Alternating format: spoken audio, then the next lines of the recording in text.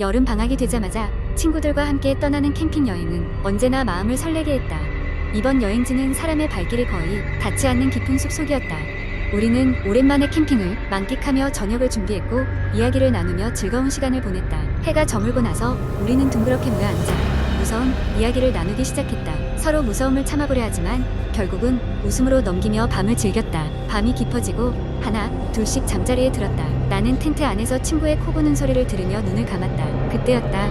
텐트 밖에서 이상한 소리가 들렸다. 처음에는 바람소리나 동물 소리겠거니 생각했지만 시간이 지날수록 그 소리는 점점 더 명확하게 들리기 시작했다. 마치 누군가가 우리의 텐트를 맴돌며 천천히 걷고 있는 듯한 소리였다. 나는 순간 공포에 휩싸였다.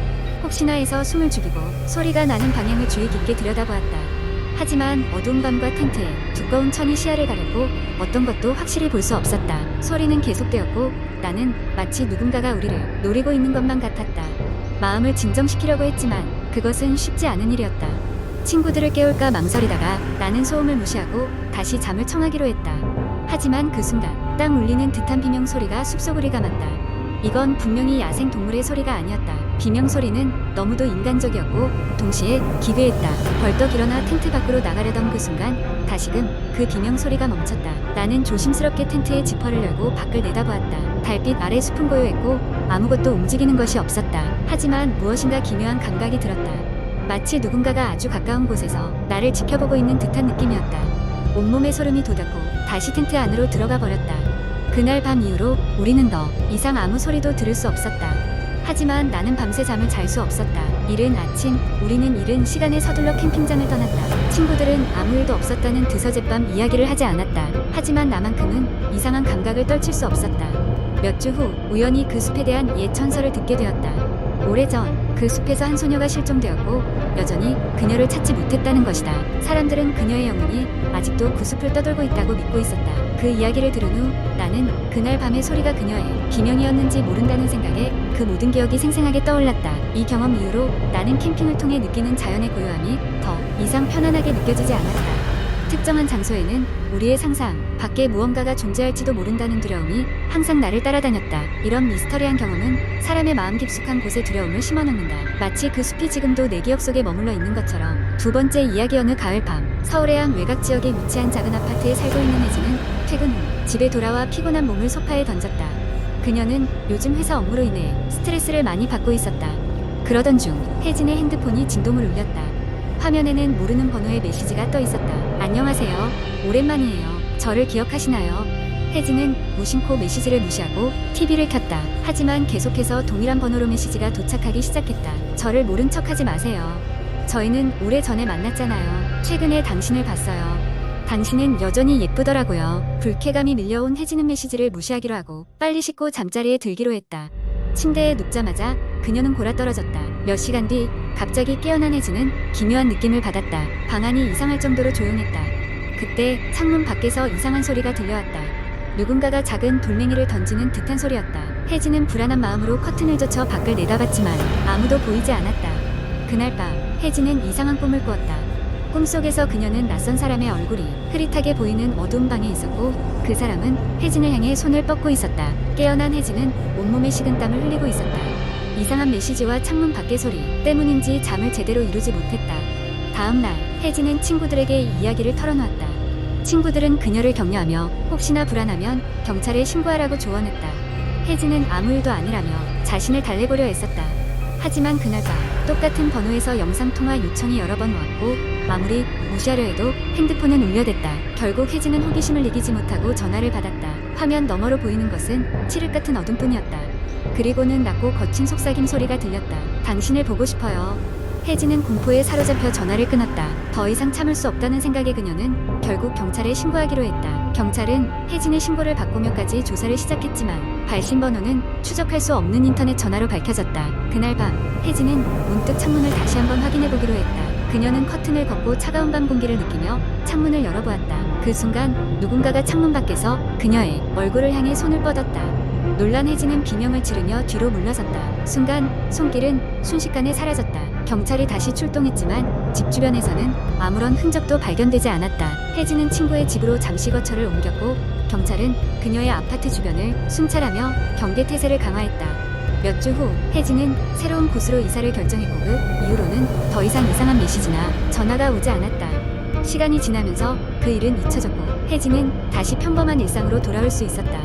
그러나 마음 한켠에는 여전히 설명할 수 없는 불안감이 자리 잡고 있었다.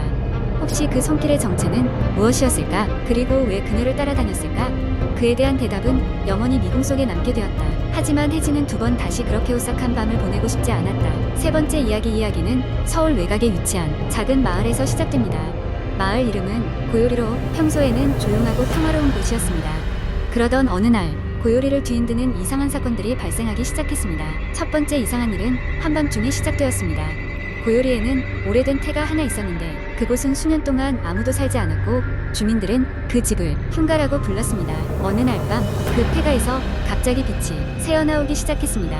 처음에는 별거 아닐 거라고 생각했지만 빛은 밤마다 더 밝고 강렬해졌으며 심지어는 집에서 이상한 소리까지 들려왔습니다. 소문은 금방 마을에 퍼졌고 주민들은 두려움에 떨었습니다.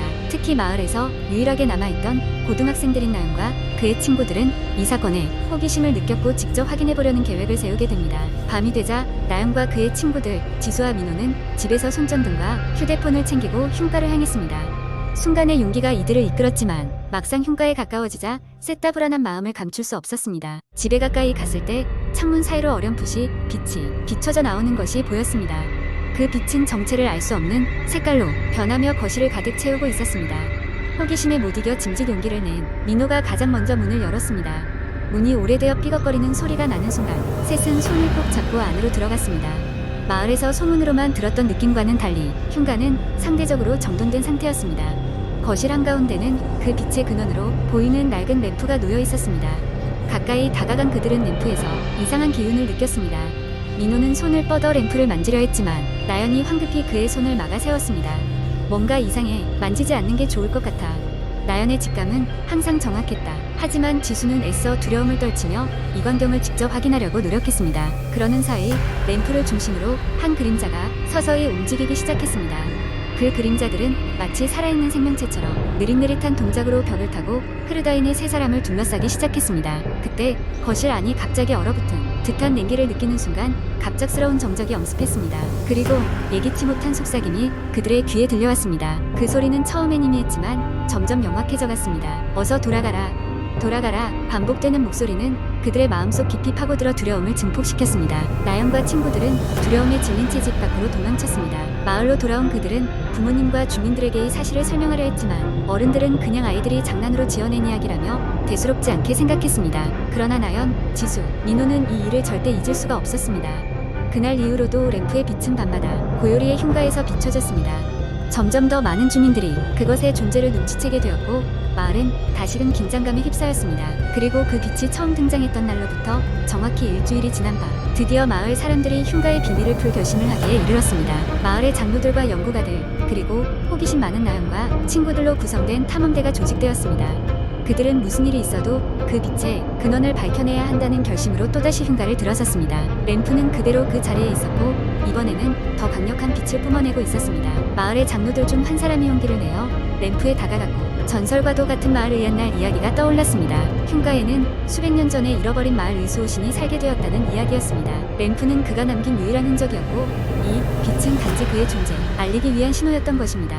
장로들은 그 수호신의 전설을 주민들에게 전했고 모두가 그 사실을 존중하기로 했습니다. 빛의 비밀이 밝혀진 이후로 고요리는 다시 평온을 되찾았습니다. 마을 사람들은 흉가를 수호하기로 결정하고 수호신에게 경의를 표하기 위해 매년 축제를 열기로 했습니다. 나연과 친구들은 그날 이후로도 흥미진진했던 밤을 절대 잊지 않았습니다. 이 사건은 그들에게 마을의 역사와 전통에 대한 흥미를 불러일으켰고 세월이 지나도 그들에겐 특별한 추억으로 남게 되었습니다. 이야기는 이렇게 해피엔딩으로 끝나지만 아무도 알 수 없었습니다. 램프의 빛이 다시 불길한 사건을 예고할 날이 올지 혹은 그저 평화로운 수호신의 신호로 남을지 말입니다.